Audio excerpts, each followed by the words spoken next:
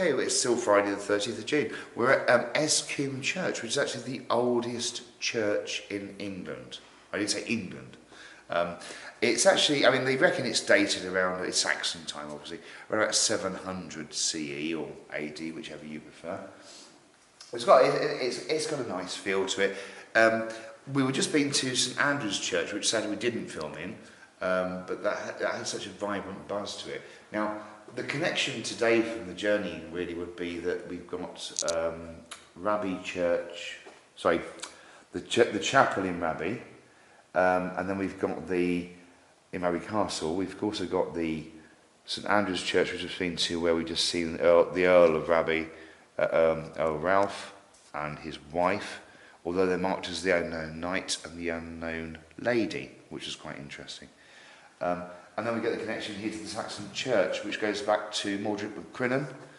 Now, bear in mind, I talked about MacCrinnan before, my 23rd great-grandfather, who left Dunbar in Scotland and then headed over to this area, and then to Raby, or Raby as some people like to say, but it's Raby, to Raby Castle, and headed over to Raby, but he didn't build the castle straight away, and he settled here back in sort of about 1038, 1039. So, and that's when as we know later on, with Robert changing his name by deed-poll to Robert of Neville, of his mother Neville, Robert de Neville, that's how comes the Neville surname was then brought into play on this particular line. So we have to go back to MacCrinnan, coming from Dunbar in Scotland, down to this area and facility. MacCrinnan spent a lot of time at this particular church, obviously being in this area. He also had a lot of input, or he would have a lot of input with his financial aspects to St Andrew's Church later on, through the estates, and then obviously on to Raby Castle. So all three are very much connected. Queen of Scots actually came here as well, which is quite interesting. We know about the two types of battle. We've got the Civil War, we've got the War of the Rose obviously, and then we've got the War with the Scots as well, the two main battles that went off with Neville's Cross and things. So we've got those two battles to consider. We've also got to consider the fact about the Neville family did try and take the wrongful Queen of England off the throne, Queen Elizabeth I, and tried to place Queen of Scots on the throne. So there was the upheaval there, which sadly should have happened, but didn't. But should have happened. I guess it was just a numbers game, really. So when we think about the whole of the Neville family, we think about I wouldn't say rebellion. It's a very mix between pride and rebellion throughout all the journeying across the Celtic regions, from Ireland to Scotland, from Scotland into Northumberland as it is now into Durham, County Durham. So it's quite interesting. This Saxon Church, I think it can pride itself in the fact that it's the only church that is fully in order, in good standing, which is why it's the oldest church. The only other thing to really mention here would be, I mean, obviously back in the day, this is rough ashlar, we know that. It would be a mixture of, it is generally rough ashlar, it's not going to be smooth ashlar. And we can see that from the main designs of the brickwork, really. It's obviously had a bit of restoration done to its upper part of the roofing there. You can see there's been a bit of work done up there. And sadly, there's a wonderful shield that's missing. As you can just pan over there, you can see where the shield used to be. The plaque and shield, and I don't know why that's missing. It's not mentioned anywhere. I did look through some of the books and look outside, but there's no reason why the shield's missing. Perhaps it just decay, I guess. But there's a main thing mentioned here. We've got 2 points here. They talk about it's written about the gravestone here. This is quite out of place for the actual church. Now, in particular, I would say that this is from the MacCrinnan line. I would not consider that to be anything else apart from MacCrinnan line, which then later on becomes Neville's. And then when we look at this part over here, this takes us back to Uchtred's time again. I talked about Uchtred quite a bit actually, because it's one of my favourites actually out of all the time, space and time really. But Uchtred, that would be obviously an honour to him as well. Most people consider this to be now the bottom piece is not original.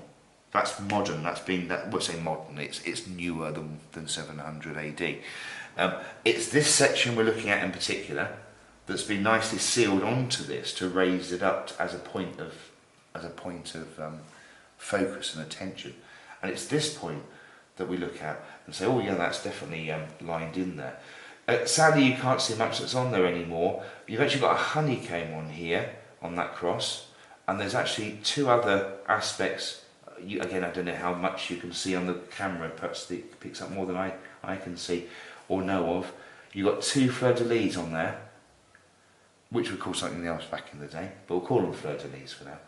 And we've got the honeycomb, and in the centre we've got a cross within another cross, the Celtic cross. So it's actually a circle within a circle, which is quite interesting. And if we look at some of the pagan times, even the pagan rites, as it were, everyone talks about a circle within a circle and how that comes into play. You've got the 2 points. Now on here is, I don't know, you can't probably see them, they've worn down, but there's 2 points, there's 2 fishes on there.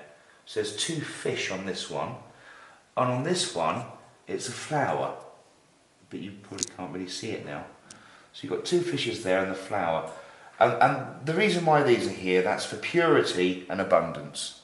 So back into the Saxon time, they would be thinking about the main part of worshipping God, whomever the God would be to them, and then respecting and admiring the fact of the fish for plentiful and for food, abundance, and obviously the purity of the flower, which would be no more than a rose, obviously.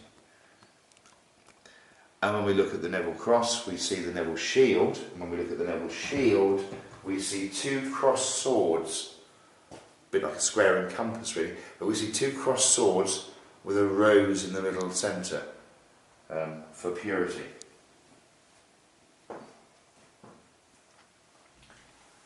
So there's other things in here that are quite nice, but they're not obviously of the period. They're obviously a lot newer, but you've got this one here, you've got the 2 nice crosses here, which are quite nice, but the reason how we can tell they're not really from the period is because the way they've been made. They're obviously welded and bolted, so didn't use much of those. Used pins back in the day, really. So there's a couple of interesting things to see here, and worth a little visit. But just bear in mind, if you ever come here, it closes at 6 o'clock.